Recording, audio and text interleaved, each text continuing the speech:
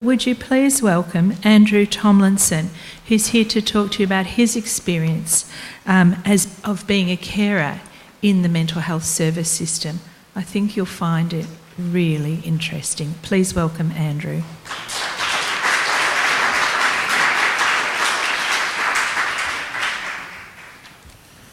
Hi, thank you very much for asking me to speak, thank you. So I've been asked to talk about my role as a carer and how that coincides with my role as a mental health professional as well, and how the two things fit together or don't fit together sometimes. So this is very definitely a sort of personal thoughts and reflection. It's not objective in that sense. And also it's very different talking about yourself rather than talking about some sort of service that we're doing or something like that, which is what I would normally talk about, to be honest. And I appreciate that a lot of people here talk about themselves and their roles far more openly than mental health professionals often do. And I know I'm certainly not alone as a mental health professional and having a family member with a serious illness. Okay, so let's go. I don't know if you heard, but I heard recently about a fairly huge explosion in a cheese factory. Enormous devastation that happened, and the only thing left at all was debris.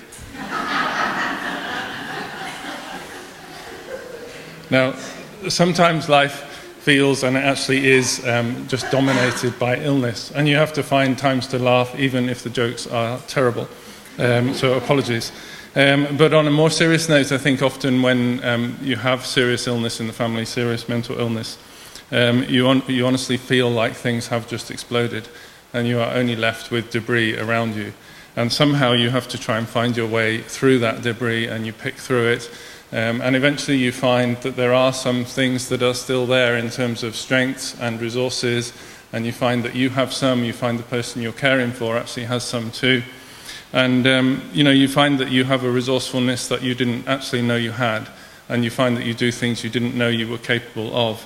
Sometimes you need somebody else to work with you to find those things, and sometimes you just have to work through it on your own, to be honest. But they are there. Now, I know that all of us here have more than one role in our lives, and sort of balancing those roles and how we juggle all those things is a real challenge. And I think, someone who cares for somebody in the family who has a serious mental illness, I understand the major impact on the messiness of life. There's no mistake that the slide is slightly out of focus. And I use the term messiness in a very pragmatic way, not in a negative way. I think that life is very messy, to be honest. You find that laughter, tears, frustration, joy, peace, chaos, all somehow contrive together, and sometimes in the same day, to make up what life is. And to say it's a mess is, like I say, it's not a negative to me, it's just a reflection of all the different strands that you somehow have to find your way through. So there's two main areas I would say that having a family member with a serious mental illness has affected me. One is in my work life, and the other is outside of my work life, which kind of doesn't leave anything, to be honest. It kind of covers your life, to be honest. Mental health professionals come to work and then they go home again, and carers don't, and I'm incredibly conscious of that. As with all professions, some people who work in mental health are fantastic at their jobs and amazing practitioners and clinicians. Some people leave something to be desired. That's very evident at times. For me, mental illness was in my family during my upbringing as well.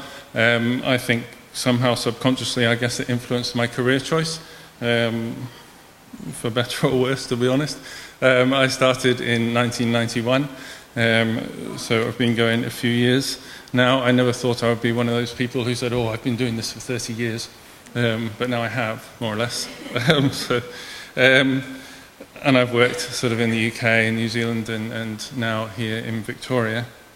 I would say that I thought that I was pretty person-centred right from the beginning. I think that I was very conscious of that, and I tried very hard to work in that way, but I don't think I realised, in fact I know I didn't realise many of the elements that friends or family members encounter and have to work through.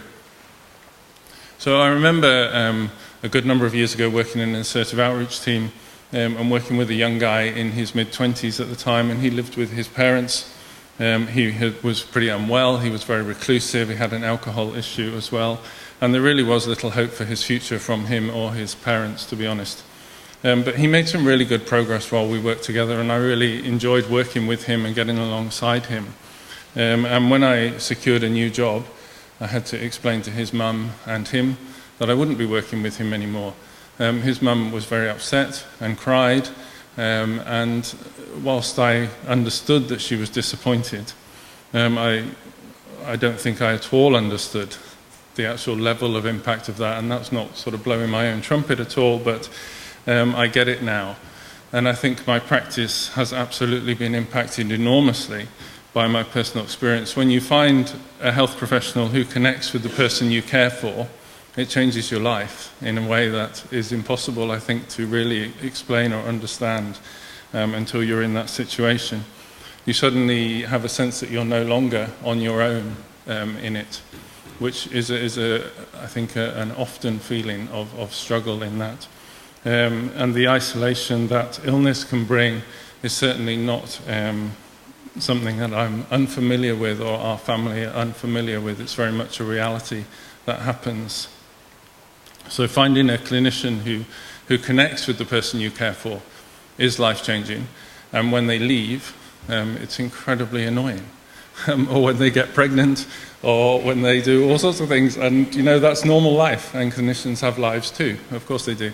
But it is hard as a family member when that happens, and to work that through.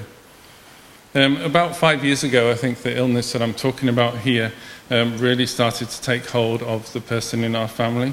We had lived with it for a lot of years, and I thought we were reasonably successful, actually, in terms of how we had done. But about 5 years ago, things got significantly worse, and the treatment that we then looked for really wasn't great. And I was a manager in a service then, not here in Victoria. But I felt very stuck as to how much noise I should make about it and how to balance all those things. But I was very fortunate with some colleagues who knew me and a small team who came to me and said they would take over the care of my family member, which was phenomenally helpful and kind for me, and probably one of the best experiences I've had, to be honest. So they came to me and took over the care. And I remember one day an appointment when it was only me and one other clinician left in the room, and things were very difficult, to be honest. I think that we were just about holding it together then, and there was only me and this other guy left in the room, and we both got up to leave, and rather than leave, he came over and gave me a hug. Now, sometimes in mental health care we talk erroneously, I think, about boundaries. Boundaries are important. I don't mean we shouldn't talk about them, but sometimes we put some very false ones in, which are actually barriers rather than sensible boundaries. And somebody giving you a hug at that point was quite incredible. For me, it was a moment where suddenly I was connected with somebody else who understood what was happening and understood it enough to feel that pain and to share it with me. Which is, you can't do much more than that sometimes. And I think I talk to nurses and things a lot about stop underestimating just being with somebody because it makes a difference. And we have this horrible, constant desire to fix everything when sometimes we can't. And so we come up with inadequate ideas and frustrating things, and actually all we need to do is be with somebody in it. So it's probably true to say over the years that I've also had a number of tough encounters with clinicians, and often when I simply can't understand why they've done or said something. I've felt certainly ignored, dismissed. I've certainly left a room feeling that either I or the family or the sufferer are being blamed for their illness, and certainly being misunderstood. I think mental illness is incredible. I was reflecting not that long ago, and I realised that perhaps mental illness is the only serious health problem where it's still okay to blame the person who's suffering. which, just in case you wondered, it absolutely isn't, of course, in case we needed to clarify that. But it's incredible that sometimes it still is seen as okay to say it's your fault, it's your family's fault, it's your parents' fault, it's, whoever, rather than actually understand the level of suffering. I think because of my experience professionally, I'm able to handle some things very well on some days. I can take a very clinical view and step back, make some really good decisions, I think, at times, based on evidence and research and all those sorts of things. And other days where I feel completely overwhelmed by the whole thing and exhausted and can't see any end. And I'm sure that most people here will have experienced both those sorts of days. On the days when you're drowning, I think it's hard as a professional and maybe my ego or something, I don't know, but to find that level of support because I should know. And I probably put that on myself, but I think other people also put it on you, to be honest, in terms of an expectation. I think my understanding of the system at times really helps. At other times it causes me to rationalize inadequate care. I'm incredibly conscious of the inadequacies of the system, the gaps and the struggles and the people who we don't give the best service to, and we've talked about the Royal Commission, and I really absolutely hope that it produces an incredible injection in the development of care in the mental health sector, because it really needs it, and people desperately need that service. And it's not, whilst money is a huge factor, it's not all about money, it's about care development as well and how we deliver that care. Some days I'm proud of my profession and of my role. It's been suggested to me, but I'm certainly not after special treatment for my family member, but rather I want to work in a system which provides the treatment that I want my family member to get. So everybody should get that level of care. And sometimes in my role, in sort of senior manager role, I read compliments, complaints, feedback, all those sorts of things a lot. If I read a positive experience from a family or a client, then I know that we are actually helping some people, and that kind of spurs you on to keep going. There are other days when I'm desperately sad, really, when we don't deliver the right service for somebody. And I think on those days you have a choice to give up and walk away.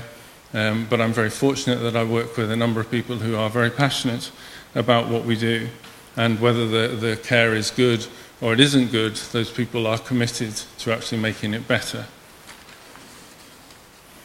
I think standing on both sides of the fence, and then I reflected on the fact that I even used that term, both sides, but it often does feel like both sides of the fence.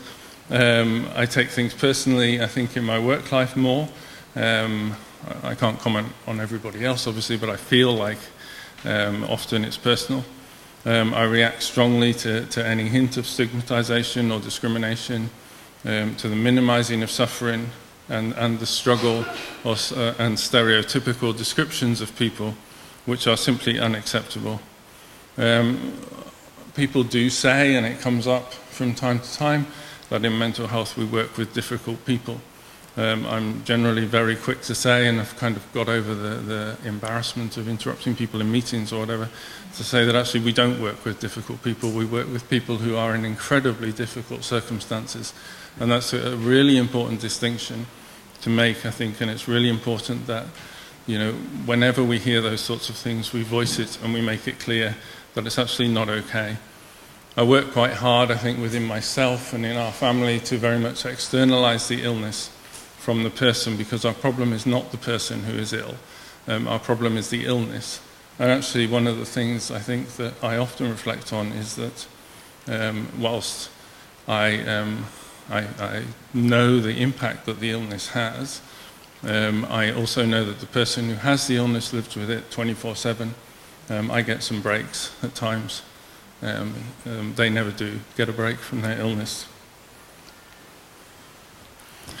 I have some fairly strong views on mental health treatment. I try and keep my mouth shut at inappropriate times, and generally have a fairly low tolerance for nonsense.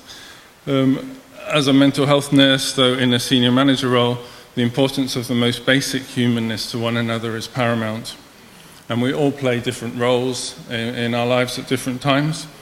But I do think that, when I call you a professional, or when you call me a carer, or you call me a client, or the other way around, I'm the professional.